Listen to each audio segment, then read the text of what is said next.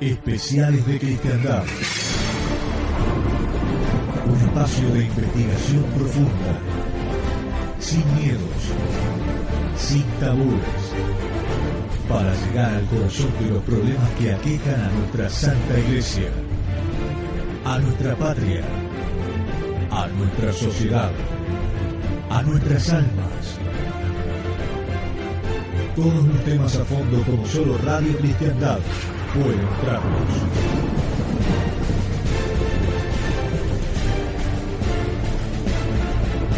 Especiales de Cristiandad.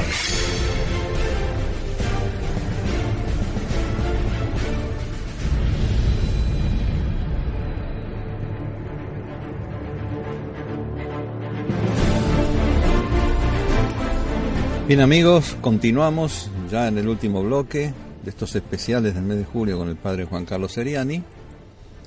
Estábamos viendo la teología de la historia, seguimos viendo el tema de este año. Vimos ya la cristiandad, el humanismo, renacimiento y el protestantismo. ¿Y ahora, padre?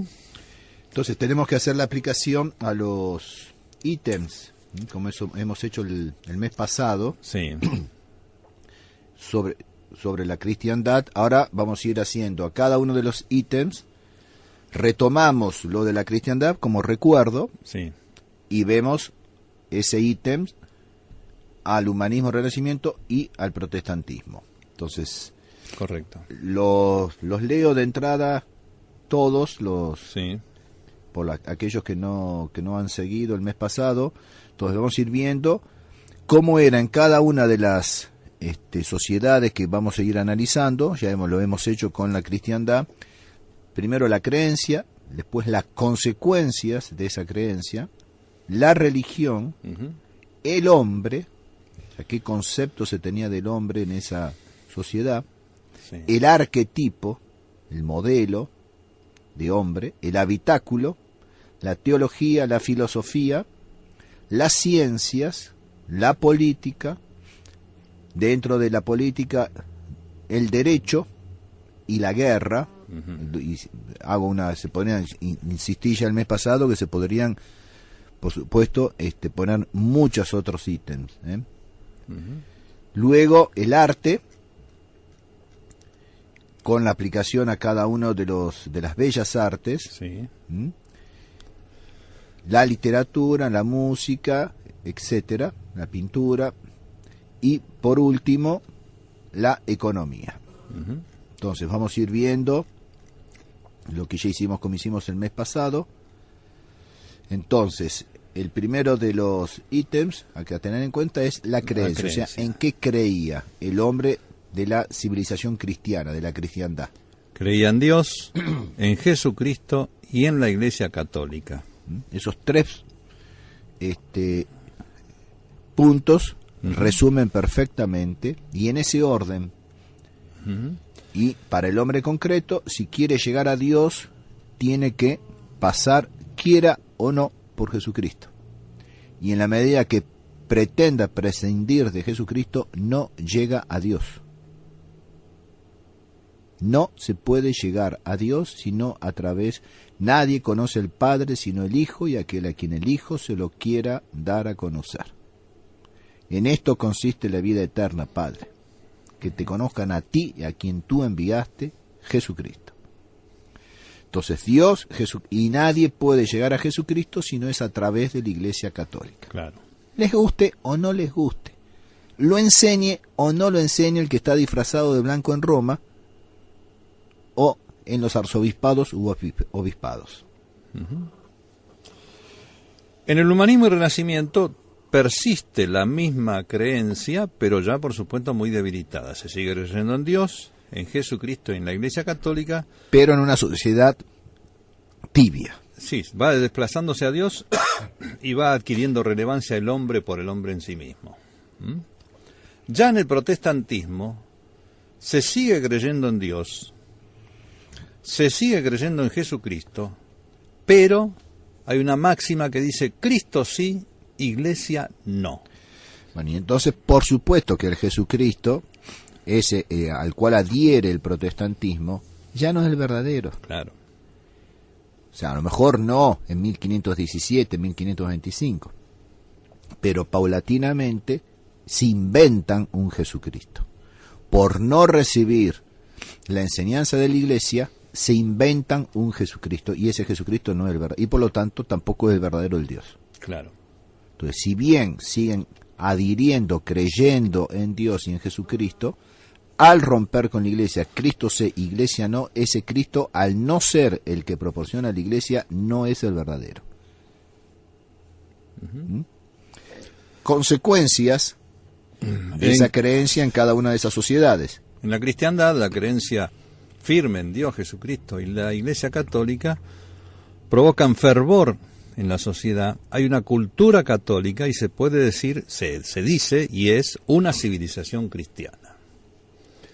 Ya cuando aparece el humanismo y el renacimiento, como usted dijo recién, se transforma en una sociedad tibia, en una creencia tibia, y aparece la cultura humanista y una sociedad naturalista. Como lo acabamos de ver al ver las características de ese humanismo y renacimiento.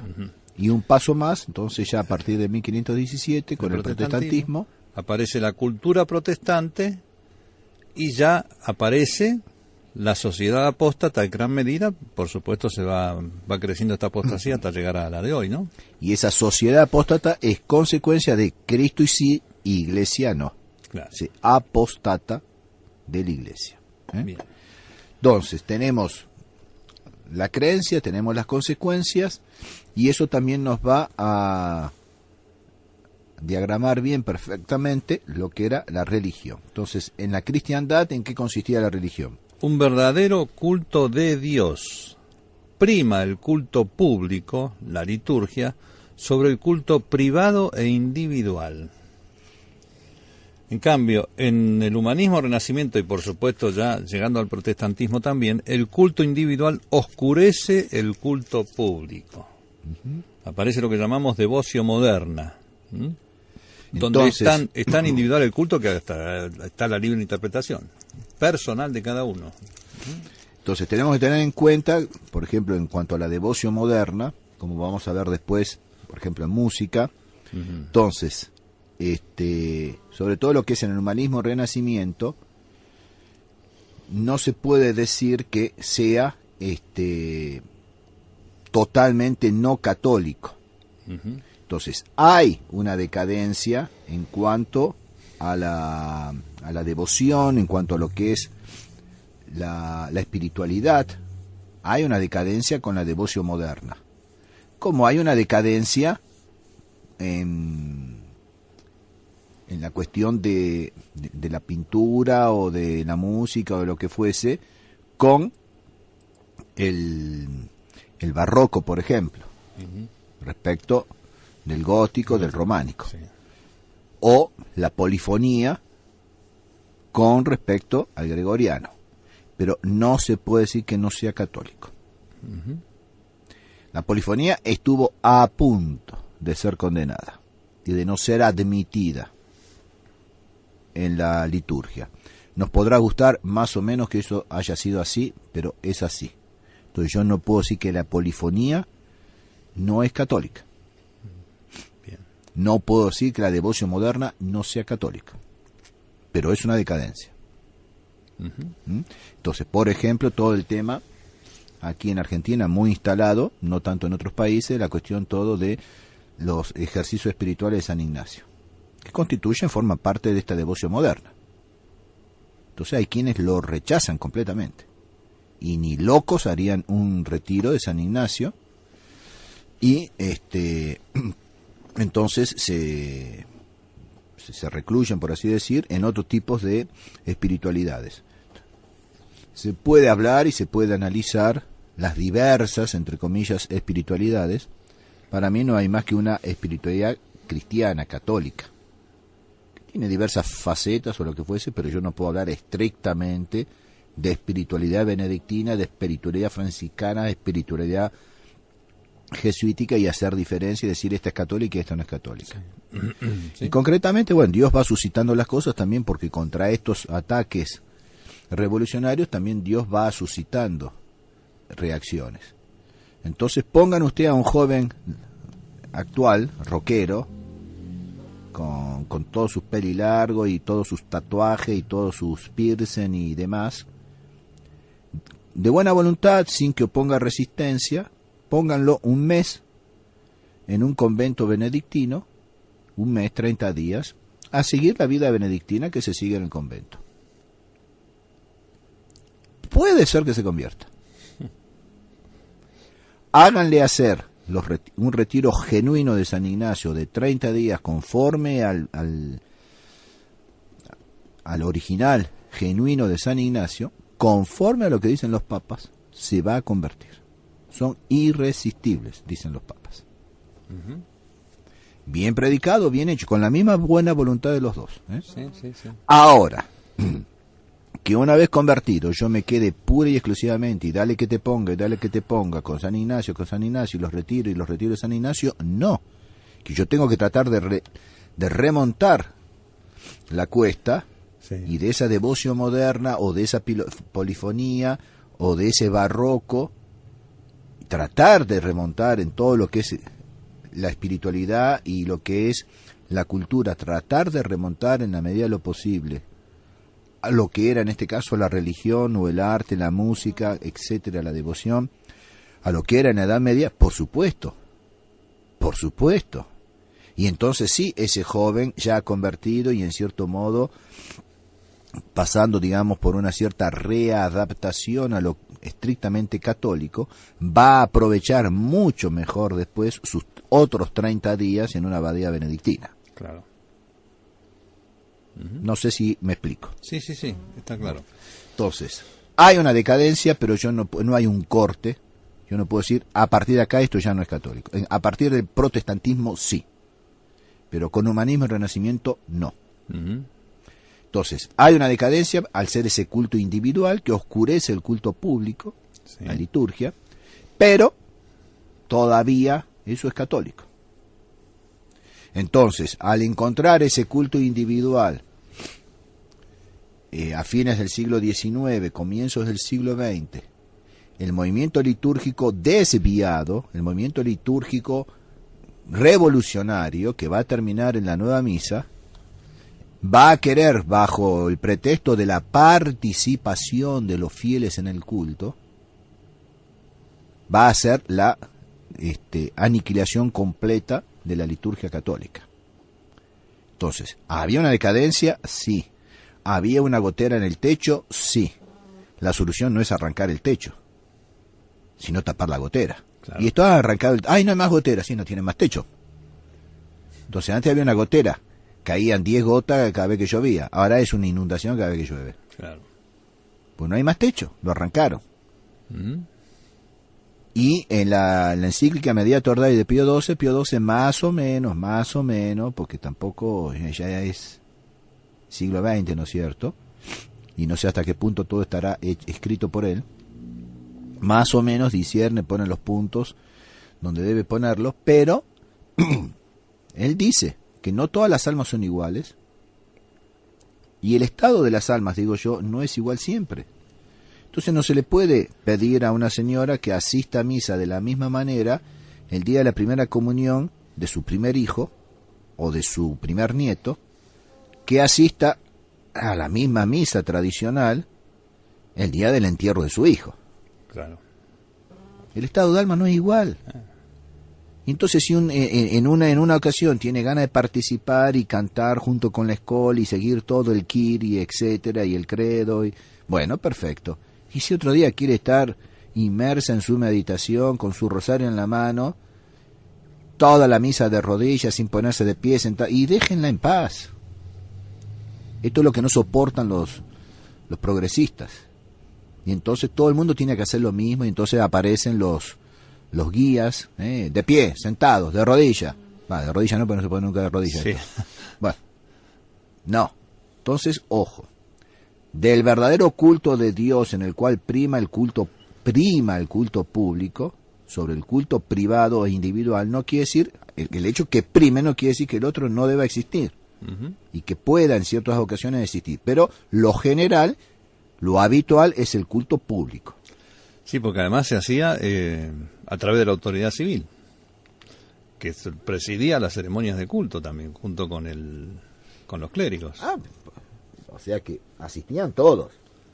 Era el culto público, por eso, porque asistían todos. Y justamente, ahí aparecían las 4 formalidades que hemos visto. Dentro de una misa, dentro de una ceremonia, lo que fuese. Bien. Bueno, el hombre. Hombre. Hemos visto en la cristiandad era... fundamentalmente religioso. Todo estaba orientado hacia la fe, hacia Dios. Y si ese lo quisiese, no solamente los religiosos, sino el rey era religioso, el labriego era religioso, ¿cómo se llama? El burgués. El burgués era religioso. En cambio, humanismo, renacimiento, protestantismo. El hombre pasa a ser la medida de todas las cosas. Vemos que hay una diferencia ya. El hombre religioso al hombre medida de todas las cosas. Es una noción filosófica. Bien. Pero ese es el hombre de este periodo humanista, renacentista, protestantista. El arquetipo entonces de hombre. Claro, el arquetipo de hombre en la cristiandad es el santo, obviamente. En el humanismo, renacimiento y el protestantismo pasa a ser el héroe. Por ejemplo, no sé, pero bueno, pongamos como ejemplo, pero con más razón si nos retrotraemos un poco más en el tiempo. Pero yo se lo dije a más de uno, ¿no es cierto?, en su momento. En la guerra de Malvinas, si realmente hubiese sido una guerra de un país católico contra un país predominantemente y oficialmente protestante, anglicano. Más allá de que si en las tropas inglesas había o no soldados, oficiales, soldados católicos, pero en su gran mayoría protestantes. Sí. Entonces, con más razón, si es todo un ejército protestante contra un ejército católico, el ejército católico debe dejar en el campo de batalla santos, mientras que el otro va a dejar héroes. Por supuesto que el santo incluye al héroe, pero el héroe no incluye al santo. La primera condición del santo son las virtudes heroicas. Y las virtudes heroicas solamente es a través de, las van a obtener a partir de Dios, a través de Jesucristo y de su iglesia. A pesar de que digan las encíclicas postconciliares. El habitáculo, donde habitaba, donde vivía habitualmente el hombre durante la Edad Media. En el templo, en su hogar, en el campo. Era un hombre arraigado a la tierra también. En cambio, en el humanismo, renacimiento y protestantismo, se va a refugiar en las academias, las bibliotecas y los salones. Deja hasta la familia. Deja el campo, deja la tierra y deja el templo, por supuesto. Y reemplaza todo eso por una reunión de tipo sociopolítica, humanista, por supuesto, y justamente en el protestantismo ya desprecia hasta el templo, porque en el templo sigue siendo una academia para el protestante, Obvio. No es un templo en sí mismo. Y tanto al templo si va como en su hogar, como en su trabajo, lleva ese espíritu de academia, de biblioteca, de salón. Y eso se va, sobre todo a partir de la teología y la filosofía, se va a resentir después, ahora como vamos a ver, en la política. Porque todo esto hay que verlo como una unidad. Sí. Ese hombre que habitualmente habita en estos lugares, pero que tiene aquella creencia, que tiene aquella religión, que tiene aquel concepto de hombre, que tiene aquel arquetipo, aquel modelo de hombre, evidentemente que después eso se va a traslucir a través de la filosofía de las artes, también se va a traducir en la ciencia, en la política, en la economía. Toda una unidad. Entonces es importante por eso ir viendo los ítems, se puede ir viendo de izquierda a derecha, por así decir, ¿no es cierto?, en un cuadro, entonces teniendo a la izquierda la cristiandad y después vamos ir viendo avanzado el proceso revolucionario, pero también ir viendo lo de arriba para abajo cada uno de los ítems, ¿no? Sí. Y ir cotejando. Bueno, entonces la teología, llegamos entonces ahora sí, la teología en la cristiandad hemos visto... Es el Dios divinizado, por supuesto, es La expresión máxima es el tomismo. Y Afirma la existencia de un solo Dios, personal, trascendente y providente, uno y trino, creador y redentor del mundo. Y reconoce, por supuesto, a la Iglesia católica, apostólica y romana, que es la que rige toda esta cuestión de la teología y indirectamente de toda la sociedad. Por el contrario, en el humanismo, renacimiento, protestantismo sobre todo, aparece un Dios humanizado, que después a la larga se va a transformar en un hombre divinizado. Se va invirtiendo la cosa, ¿no? Ya se lo reduce a Dios a la magnitud humana o a la medida humana, que es, como dijimos, la medida de todas las cosas.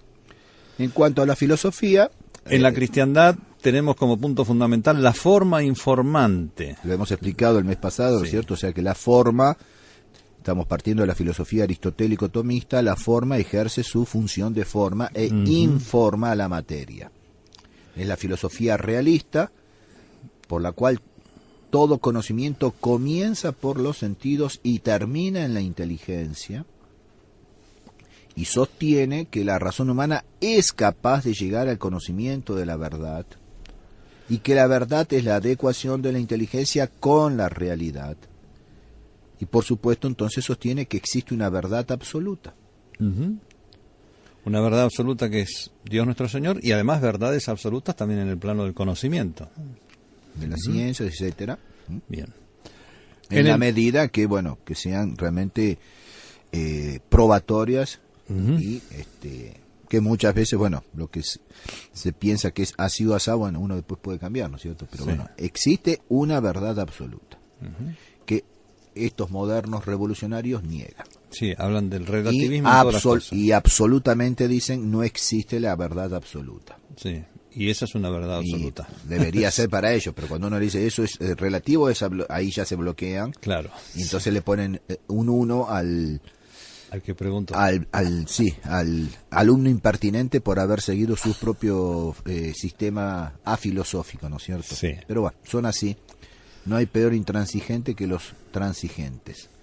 En cambio, en el humanismo, renacimiento y protestantismo, ¿qué pasa con la forma? Aparece la forma materializada. Es decir, que la materia adquiere un poco de acto. Sí. Todo esto, bueno, es muy filosófico. Está la noción entonces de materia y forma en los seres que están conformados justamente por materia. Y también la cuestión de acto y potencia.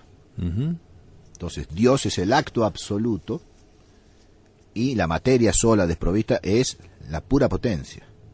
Acá no, la materia con un poco de acto.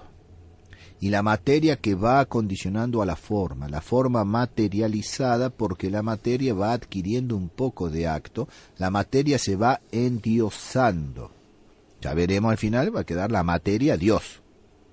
Claro. La diosa materia, Pero bueno, no nos adelantemos. En esta etapa Dios ya está un poco determinado. Y sí, porque lo vemos también en teología. Dios humanizado, bueno, en filosofía se sigue, evidentemente, Dios un poco determinado a causa de que la materia adquiere un poco de acto. Entonces Dios también está determinado por la materia. Claro. Y en definitiva por sus criaturas. Y esto repercute en las ciencias. En las ciencias, en la cristiandad, se daba la filosofía de las ciencias naturales. O sea que con la ciencia se filosofaba también. En cambio, en el humanismo, renacimiento, protestantismo, las ciencias resultan desfilosofizadas. Se carecen de filosofía y solamente sirven como ciencias aplicadas. Por supuesto, a la realidad temporal, a la materia. Pero ya no se eleva el hombre desde la ciencia para conocimientos superiores. Y eso nos va conduciendo al positivismo en la ciencia, como vamos a ver después. Ahora llegamos al gran ítem de la política. La política. Todo esto repercute, evidentemente, en la política, en el hombre político y en la política de la sociedad, porque el hombre es un animal político, un animal social. Entonces, en la cristiandad se sostenía que toda autoridad viene de Dios. En realidad se sostenía, es una verdad que reconocía la cristiandad, que hoy no se reconoce, ¿no? Por supuesto. Y eso implicaba el derecho divino del lugarteniente de Dios, o sea, el vicario de Cristo, el sumo pontífice. No, en política. Está bien. El derecho divino del lugarteniente de Dios. Es el rey, es el varón, es a el quien conde, Dios es el inviste de emperador. autoridad para regir la sociedad. Toda autoridad viene de Dios, no solamente en el orden religioso, en la iglesia, sino también en el orden social, político, temporal. Entonces, el derecho divino del lugarteniente de Dios. Y en la medida que ocupa el lugar de Dios, y no se revela y no se hace el loquito, el obispo o el papa, depende el grado, ¿no es cierto?, lo va a investir, lo va a coronar, le va a reconocer ese derecho y va a hacer que los súbditos del papa en el orden religioso, en el orden espiritual, también estén sometidos, y constituya eso el sometimiento una virtud o ese no sometimiento un pecado al rey temporal. Pero en la medida que se haga loquito, el poder espiritual le va a quitar al súbdito la obligación de estar sometido a ese rey. Entonces, en la cristiandad toda autoridad viene de Dios. Entonces aparece el derecho divino del lugarteniente de Dios. Y esa jurisdicción de Dios se extiende no solo a todo el ámbito de la vida privada, sino también al de la vida pública del ciudadano. Por eso, habíamos visto al principio, en la cristiandad, la realeza social de Jesucristo. Hoy se tiende a dividir mucho la vida privada de la vida pública, ¿no? Es decir, en la vida pública el hombre tiene que ser impoluto, pero en la vida privada que haga lo que quiera.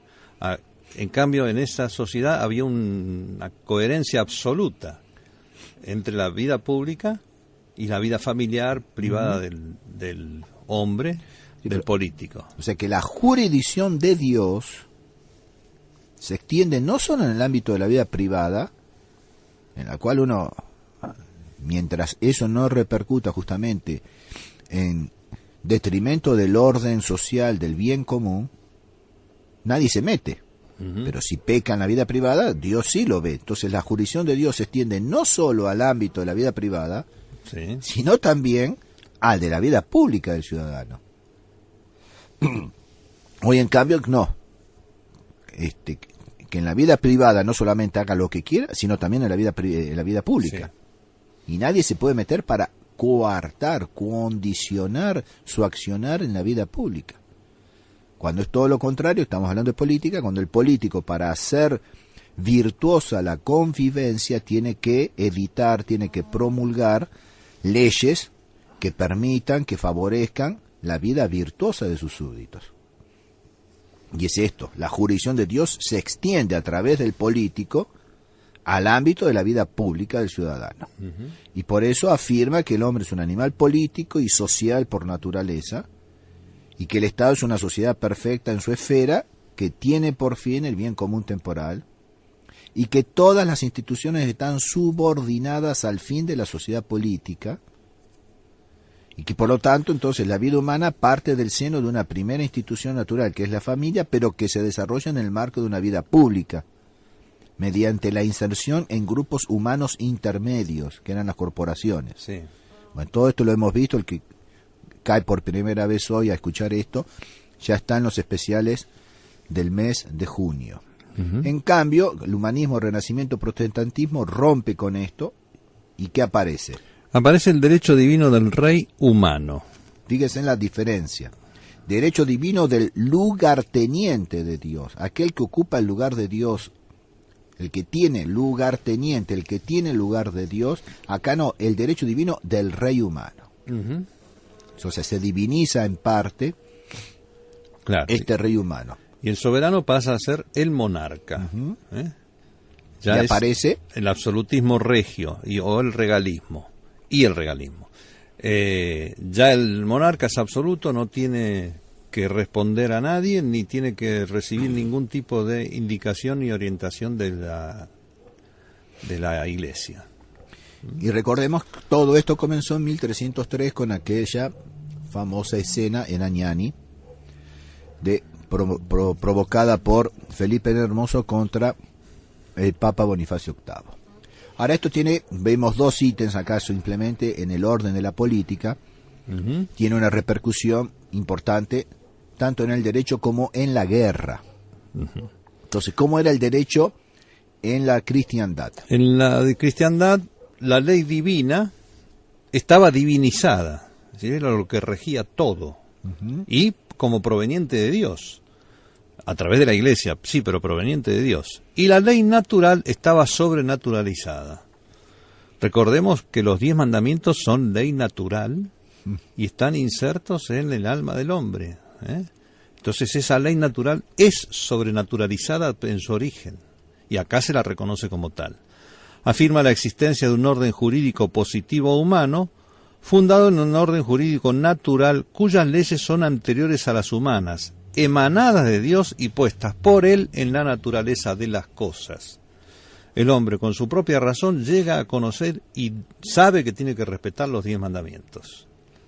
Y entonces, el monarca editaba leyes, promulgaba leyes conforme a esto, a la ley divina que ocupaba su lugar y a la ley natural que estaba bautizada, sobrenaturalizada.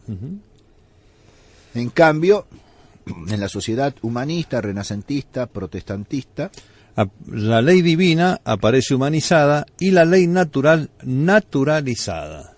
Y todavía no está desnaturalizada, pero ya está naturalizada. No va a poder permanecer mucho tiempo así.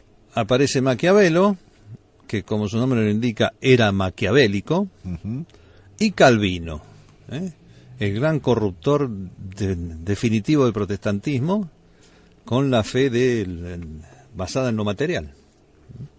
Y bueno, y tengamos en cuenta que, sobre todo Calvino, en este caso, tiene una repercusión directa en lo político. Tengamos en cuenta que los Estados Unidos son esencialmente calvinistas, y por lo tanto su política es calvinista, responde a su religión. Y toda esa expansión, ese espíritu expansionista, imperialista y demás, viene de su religión. Sí. Y en la medida en que a partir de las susodichas, ¿no es cierto?, independencias de los países hispanoamericanos de España, y entonces el pasar, más o menos depende cada uno de ellos, primero por Francia y después por Inglaterra, ¿no es cierto?, y quedar ya Inglaterra y Estados Unidos.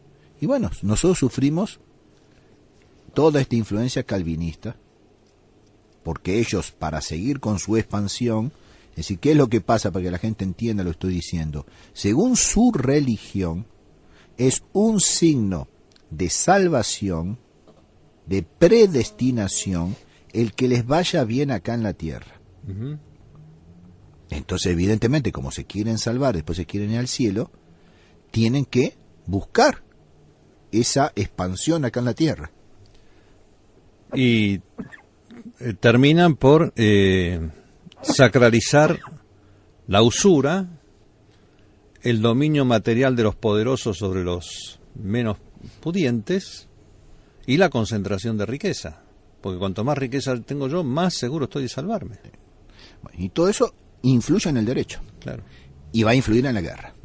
Por eso yo tomo estos dos ítems, sobre todo, derecho y guerra. Entonces, ¿cómo era la guerra en la Edad Media? ¿Por qué se llevaban a cabo guerras? En la cristiandad aparecen las cruzadas. Eran guerras en favor de Dios, en favor de recuperar los lugares santos, de desplazar a los infieles, y de convertirlos, no de masacrarlos, pues San Luis va a la cruzada con la intención de convertirlos, no de masacrarlos. Y buscan también la salvación propia al efectuar ese tipo de acciones militares. Hay un sentido militar y heroico de la vida. Si ganamos, les decía San Luis a sus soldados, se cantará la gloria de Dios. Si perdemos, subiremos al cielo como santos. Claro. Esa era la arenga. Imagínense hoy, si ganamos, violamos a todas las mujeres del pueblo. Y si perdemos... Y si perdemos, bueno, no sé. Qué pena. Le echamos la culpa a otro. Y sí. Se concibe a las Fuerzas Armadas en la cristiandad como la columna vertebral de la patria y los guardianes naturales de su soberanía y de los intereses de la nación. Hoy es la soberanía del político y los intereses de la clase dominante. O sea que hay una degradación, denigración de las Fuerzas Armadas, pero también en el seno de las Fuerzas Armadas hay una decadencia absoluta que no es de hace 5 años, ni 10, ni 20, ni 30. Bueno, y la primera decadencia es que en el humanismo, renacimiento y protestantismo aparecen las guerras de religión. Es decir, en lugar de estar la Iglesia Católica en manos de los militares para cumplir con su sentido divino, está en manos de sectas que le hacen la guerra a la Iglesia Católica. Entonces aparecen las guerras de religión. Y entre las mismas sectas, por supuesto, también. Sí. O sea, ya no está el guerrero, no está al servicio de la religión, de la verdad, de Dios, en definitiva. Ya no es el brazo secular de el brazo del cuerpo espiritual. Está desgajado de eso, y entonces, como se sigue la religión de cada monarca, y las guerras entre monarcas, entonces van a ser de religión. Claro. Bueno, si pasamos al arte, vemos directamente en la cristiandad que el arte mira a Dios en función de Dios. Mira a Dios en función de Dios. Hay un arte anónimo al servicio de la gloria de Dios. Recordemos esas esculturas magníficas que hacían los que tenían habilidad para la talla y las ocultaban en las agujas de los campanarios. Quedaban ahí ocultas, no las veía nadie, ni siquiera el mismo, porque una vez que la ponía veía nada más que la base del pedestal. Y han sido descubiertas ahora cuando se restauran las basílicas, las catedrales góticas, se descubren esas obras de arte que las veía Dios solamente. Nada más. Porque una vez que terminaban de ponerse ahí, se desarmaban los andamios y nunca más. Nunca más. Y ahora las descubren y las profanan, porque las sacan de ahí y quedan allá a la admiración de todo el mundo. En cambio, en el humanismo, renacimiento, protestantismo, en lugar de mirar a Dios en función de Dios, se mira a Dios en función del hombre. Va apareciendo la que hoy es la dignidad humana, mal entendida, desde luego. Si pasamos a la literatura, que es el género de producción del entendimiento humano, que tiene por fin próximo expresar lo bello por medio de la palabra, y de la cual la poesía es la expresión artística de la belleza por medio de la palabra, sujeta a la medida y a la cadencia de que resulta el verso. Si a eso se le agregaría música, sería lo ideal. Claro. La palabra cantada, o sea, una poesía cantada. Bueno, literatura. Entonces, en la cristiandad, el ideal es el santo. Se tiene como ideal en la literatura, se canta al santo. Se relatan vidas de santos, se exaltan sus virtudes, su vida. Y en el humanismo, renacimiento, protestantismo, es el hombre que aparece en relieve en las letras. El héroe es el ideal. Es lo que venimos viendo, claro, ¿no es cierto? La descendencia. Entonces, lo que venimos viendo, la creencia, las consecuencias, la religión, etcétera. Bueno, si pasamos a la música, lo mismo. En la cristiandad era lo espiritual espiritualizado. El canto gregoriano, la música al servicio de la palabra, es una palabra cantada, que es lo que usted decía hace unos minutos. Qué mejor que agregarle música a una buena literatura, y buena música, por supuesto. Pero lo importante acá del gregoriano, al decir que es una palabra cantada, es que el acento latino da a la melodía del gregoriano el ritmo. El ritmo es natural, proviene del acento de cada una de las palabras. Entonces no es un ritmo artificial, sino que es natural. Entonces lo que prima es el texto. Y la música está al servicio de la palabra. Y en el gregoriano genuino, no hay órgano. Es a capela. Es coro. Es a capela. Es vocal exclusivamente. Es muy importante. Imagínense sin órgano, pasar a un gregoriano acompañado, sostenido solamente, para sostener con el órgano a las misas criollas o a las misas rock. Bueno, por eso le digo, pero es que hemos llegado a eso. Sí. Pero estamos hablando de cristiandad, humanismo, renacimiento, protestantismo. Todavía no hemos llegado al Concilio Vaticano II. Bueno, entonces, la música al servicio de la palabra, es una palabra cantada. El gregoriano es un lenguaje del alma para el alma, lenguaje del alma para el alma. Es canto por excelencia y oración por esencia. Y San Pío X afirma que la música no sólo contribuye al aumento del esplendor y decoro de las solemnidades religiosas, sino que su oficio principal y su fin propio consiste en revestir de adecuadas melodías el texto litúrgico, añadiéndole mayor eficacia. Revestir de adecuadas melodías, claro, el texto litúrgico, añadiéndole mayor eficacia por el hecho de estar acompañado de esa melodía. Claro. Pero hoy, como usted dice, se ven las misas rock, bueno, que no son misas, ¿no? Porque hay en este caso la melodía es adecuada a un texto que no es litúrgico, cualquier cosa. La música sagrada, en el concepto de la cristiandad, debe estar al servicio de la palabra. Ha sido hecha para expresar la palabra, para revestirla, penetrarla, contemplarla y agregarle eficacia. Todo eso. Según Santo Tomás, los cánticos que se escogen con todo cuidado para deleitar el oído distraen. Escuchen eso, Y el alma no puede considerar el sentido de las palabras que se cantan. En cambio, cuando se canta únicamente por devoción, uno se aplica con mucho más atención a lo que se dice. ¿A qué sin hemos llegado? Perder sentido musical en ese sentido, ¿no? De este gregoriano llegamos al rap. Sí. Que es el ritmo, ni importa lo que dicen. Sí. Ni importa lo que dicen. Pero eso va junto, yo digo, me adelanto un poco, va junto también con los mensajitos, y entonces inventan palabras, distorsionan el lenguaje, los mensajitos. Va todo junto. Es toda la misma sociedad. Misma sociedad. Entonces los cánticos que se escogen con todo cuidado para deleitar el oído distraen. Y el alma no puede considerar el sentido de las palabras que se cantan. Por eso el gregoriano es una palabra cantada. Su texto es sagrado. Y en cuanto a su melodía, sale como del texto y se adapta perfectamente sobre él. ¿Para qué? Para hacer resaltar todo su sentido, el sentido del texto, de la palabra, haciéndolo más inteligible. Y respecto de su ritmo, la base se encuentra en el vínculo estrecho que une la melodía al texto latino.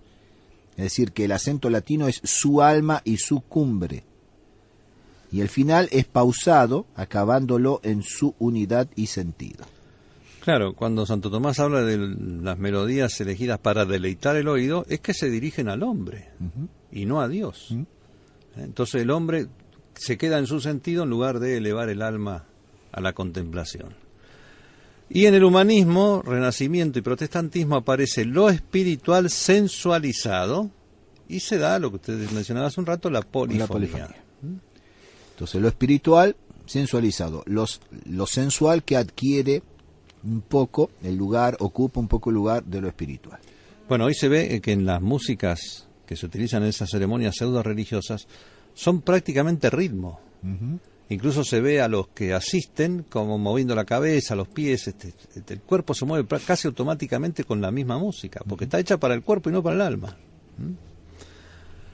La pintura. La pintura es la representación de los seres o de los objetos existentes realmente en la naturaleza o creados por nuestra imaginación.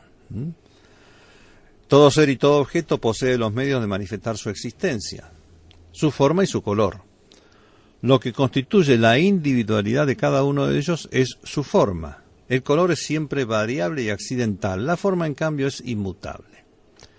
Este es el aspecto de sus líneas, producidas al destacarse sobre los objetos que lo rodean. En esto consiste su identidad. En esta íntima unión del dibujo y el color que se llama pintura, el lugar preponderante corresponde pues al dibujo, que puede muy bien prescindir del color y bastarse a sí mismo, mientras que al color le es imposible hacer caso omiso del dibujo, de la forma que le comunica aliento y vida. Eso es un breve resumen, ¿no es cierto? Sí, eso es lo que es el arte de la pintura. En la cristiandad las líneas son puras, la línea es lo formal. El color está al servicio de la línea. En cambio, en el humanismo, renacimiento y protestantismo, las líneas aparecen coloreadas. Son líneas coloreadas, líneas puras contra líneas coloreadas. Aparece Si hay color en la cristiandad, está al servicio de la línea. Sí. Acá no, son líneas coloreadas. Se da la ornamentación Y el barroco. y el barroco. Todavía no es el rococó, Sí, ya vendrá. bien. Bueno, en arquitectura pasa algo semejante.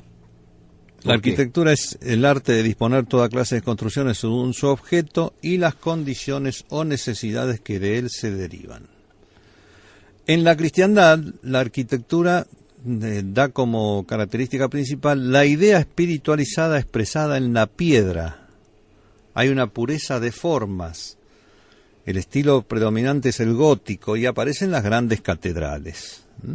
¿Por qué? Porque el hombre vivía, acuérdense, en el templo y demás, entonces era el templo de la casa de Dios. Y en esos pueblitos medievales uno ve las fotos o dibujos, porque todavía quedan pueblos, se pueden sacar fotos, ¿no? Y si no dibujos, en los cuales son muy bonitos, la iglesia está como en el centro del pueblo, el centro geográfico, Sí. y todo sobresale, el doble, a veces el triple del resto de las construcciones, el resto de las casas. O sea, la casa de Dios sobresale sobre la casa del hombre. Y el hombre pasa mucho tiempo en la casa de Dios y en su propia casa y en el campo. Y esa altura equivalía, significaba también la elevación, ¿no? Del alma cuando asistías ahí al templo. Y de hacerme pensar en el cielo. Claro.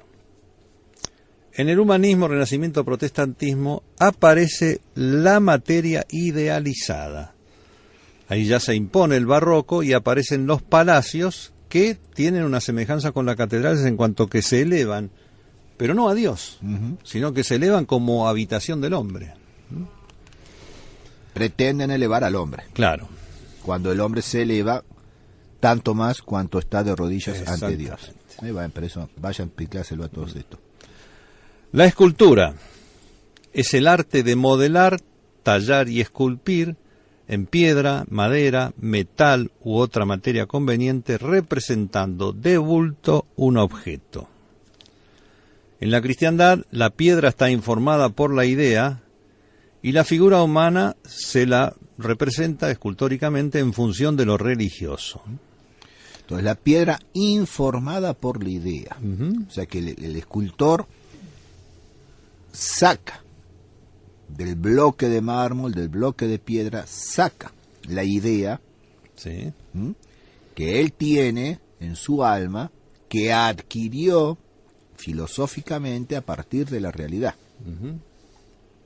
Y esa idea está ya en el bloque, el artista la ve en el bloque de madera o de mármol.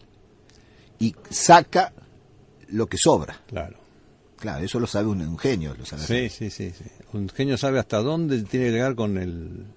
Pero con las la piedra herramientas. entonces informada por la idea. Y cuando se trata de la figura humana está en función de lo religioso. Ya en ese primer paso revolucionario, humanismo, renacimiento, protestantismo, Aparece la piedra materializada y la figura humana humanizada. y eso conforme a la teología y a la filosofía. Siempre lo mismo. Y llegamos ya al último ítem, la economía. En la cristiandad, el sentido de la economía era que el verdadero bienestar espiritual era servido por el dinero. Se daba el ocio intelectual. O sea, en concreto la gente negociaba, trabajaba, negociaba, negaba el ocio, negociaba para tener ocio. Sí. Es decir, trabajaba para tener el ocio intelectual, el de poder contemplar la verdad, sea desde el punto de vista estrictamente religioso a través de la oración, sea a través de la filosofía o del arte. Entonces, el verdadero bienestar espiritual servido por el dinero. Entonces la gente trabajaba, más allá de si había dinero o no, que en aquel entonces no había, estaba el trueque y demás, ¿no es cierto? Entonces el verdadero bienestar espiritual servido por el dinero. Entonces el ocio intelectual. Además, bueno, esa economía cristiana, católica, Afirma la propiedad privada como un derecho natural limitado por el recto uso y las exigencias del bien común. Esto que parece un invento moderno, existía en la cristiandad y es la esencia de la economía. Por supuesto. El recto uso y las exigencias del bien común. Afirma una economía al servicio del hombre. Armoniza las relaciones de capital y trabajo en el marco del orden de integración interprofesional. Combate la lucha de clases. Sostiene la iniciativa privada como fundamento y motor de la actividad económica encauzada al bien común. El Estado debe controlarla y sustituirla cuando los particulares no pueden llevarla a cabo. Es un resumen, ¿no es cierto?, Sí. lo que sería... Aclaremos una frase, una economía al servicio del hombre, y el hombre, por supuesto, con ese sentido espiritual y sobrenatural, no al servicio del hombre por el hombre en sí mismo, ¿no? Uh-huh. En cambio, en el humanismo, renacimiento, protestantismo, aparece una inversión, el bienestar obtenido por el dinero. Y no el bienestar espiritual, sino el bienestar temporal. La posesión del dinero constituye el bienestar, Calvino, que hasta constituía la señal de salvación, y aparece lo que se conoce como el mercantilismo. La actividad económica por sí misma. Bueno, hasta aquí llegamos. Muy bien. En este mes de julio, si Dios lo permite, en el mes de agosto, vamos a dar un paso más lamentablemente, un paso más Sí. en este estudio. Entonces, llegando a la Revolución Francesa, con todo lo que la precedió. Muy bien. Gracias por todo, Padre. Nos Al veremos Dios contrario. mediante el mes que viene. Nosotros nos veremos nuevamente el viernes de la semana que viene en nuestro programa de actualidad. Y les anticipo ya, le vamos a dar detalles pronto, que el sábado 8 de agosto va a estar con nosotros el Padre Turco. Nos va a visitar con unos pocos días. Muchas gracias por su atención. Nos vemos en la próxima. Especiales de Cristiandad. Un espacio de investigación profunda, sin miedos, sin tabúes, para llegar al corazón de los problemas que aquejan a nuestra Santa Iglesia, a nuestra patria, a nuestra sociedad, a nuestras almas. Todos los temas a fondo como solo Radio Cristiandad puede mostrarnos.